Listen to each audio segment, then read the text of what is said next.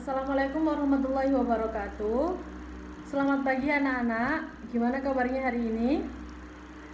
Sebelum kita mulai pelajaran, mari kita berdoa terlebih dahulu supaya kita diberikan kelancaran dalam proses belajar mengajar. Berdoa mulai.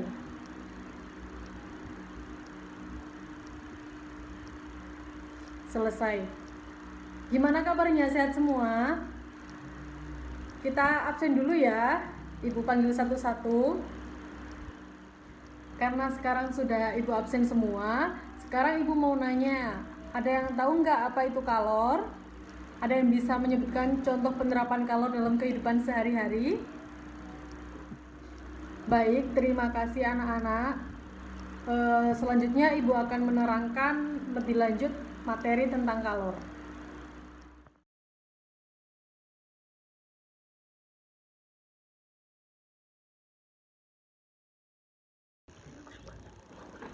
Assalamualaikum warahmatullahi wabarakatuh. Di sini kita akan belajar tentang bab kalor. Di sini Ibu akan menjelaskan tentang pengaruh kalor terhadap suhu, perubahan wujud benda, dan perpindahan kalor. Di sini kita akan membahas yang pertama, pengaruh kalor terhadap suhu, yang kedua, pengaruh kalor terhadap perubahan wujud zat, dan yang ketiga, perpindahan kalor.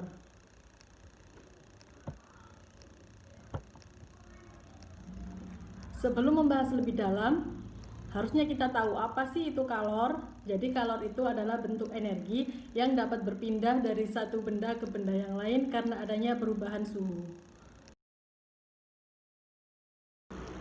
Kemudian kita masuk ke poin selanjutnya, yakni pada poin perubahan kalor terhadap suhu. Jadi kalor itu dapat mempengaruhi suhu suatu benda. Jika sebuah benda didinginkan, maka suhu benda akan turun. Begitupun sebaliknya, jika sebuah benda dipanaskan, maka suhu benda tersebut akan naik.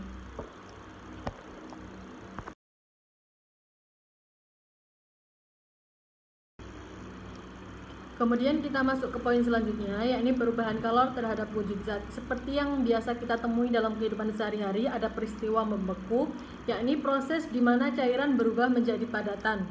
Contohnya, ketika kita memasukkan air ke dalam kulkas, maka suhu pada air tersebut akan turun dan membuat padatan pada es tersebut dan akhirnya akan membeku. Kemudian yang kedua, ada menguap. Menguap adalah proses benda dalam keadaan cair yang diberi panas yang mengalami perubahan fase dari cairan menjadi gas. Contohnya ketika kita memasak air, maka air tersebut akan menghasilkan uap. Yang ketiga ada peristiwa mengembun, yakni perubahan wujud benda gas menjadi cair. Contohnya dinding luar gelas yang menjadi basah karena bagian dalam diisi es. Kemudian yang keempat ada peristiwa menyublim, yakni perubahan wujud dan padat menjadi gas.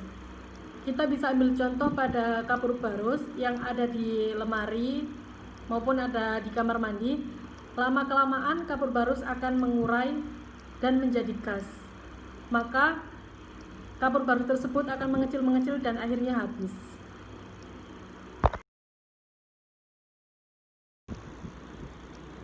Kemudian kita masuk ke perpindahan kalor. Jadi perpindahan kalor itu ada 3 macam. Yang pertama adalah konduksi, yakni perpindahan panas melalui zat padat yang tidak ikut mengalami perpindahan. Contohnya adalah mentega yang dipanaskan di wajan menjadi meleleh karena panas. Yang kedua ada peristiwa konveksi, yakni perpindahan panas melalui aliran yang zat perantaranya ikut berpindah. Contohnya gerakan naik dan turun air ketika dipanaskan. Yang ketiga ada peristiwa radiasi, yakni perpindahan panas tanpa adanya zat perantaranya. Kita bisa ambil contoh panas matahari yang bisa sampai ke bumi. Kemudian kita bisa melihat contoh dari animasi perpindahan kalor. Ada peristiwa konveksi, konduksi, dan radiasi. Pada peristiwa konveksi, tangan yang dipanaskan di atas api, maka tangan tersebut akan merasa hangat. Kemudian pada konduksi, kita bisa melihat besi yang dipanaskan, maka tangan kita akan terasa panas ketika memegang besi tersebut. Yang ketiga ada contoh radiasi, yakni perpindahan panas dari api menuju tangan kita tanpa zat perantara.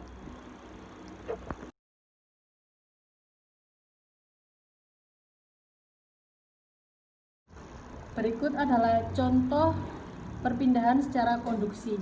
yakni perpindahan kalor melalui zat padat tanpa disertai perpindahan partikel-partikel zat. Daya hantar panas pada konduksi terdapat dua macam, yakni konduktor dan isolator. Contoh dari konduktor adalah besi, aluminium, dan tembaga. Kemudian isolator, air, udara, plastik, dan kayu. Konduktor merupakan penghantar panas yang baik dan isolator merupakan penghantar panas yang buruk. Berikut adalah contoh perpindahan panas secara konveksi, yakni perpindahan kalor yang disertai dengan perpindahan partikel-partikel pada zat. Pada air yang mendidih, air dingin dengan kerapatan lebih besar akan turun. Kemudian air panas dengan kerapatan rendah akan naik. Peristiwa konveksi dapat terjadi pada zat cair maupun gas. Berikut adalah contoh perpindahan panas secara radiasi, yakni perpindahan kalor tanpa melalui zat perantara. Ketika tangan kita didekatkan pada sumber api, maka tangan kita akan terasa hangat. Kita bisa ambil contoh lain seperti panas matahari yang bisa sampai ke bumi. Karena perpindahan panas secara radiasi dapat berpindah dalam bentuk cahaya, karena cahaya dapat merambat dalam ruang hampa.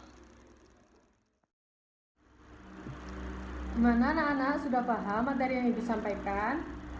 Yang belum paham silakan angkat tangan, bisa tanya ke Ibu ya, menyebutkan nama dan nomor absen. Sudah paham semuanya? Nah, untuk pertemuan selanjutnya Ibu akan kasih tugas, silakan mengerjakan LKS IPA halaman 45, dikumpulkan besok pertemuan selanjutnya pada saat jam mata pelajaran. Demikian yang Ibu sampaikan, kurang lebihnya mohon maaf. Assalamualaikum warahmatullahi wabarakatuh.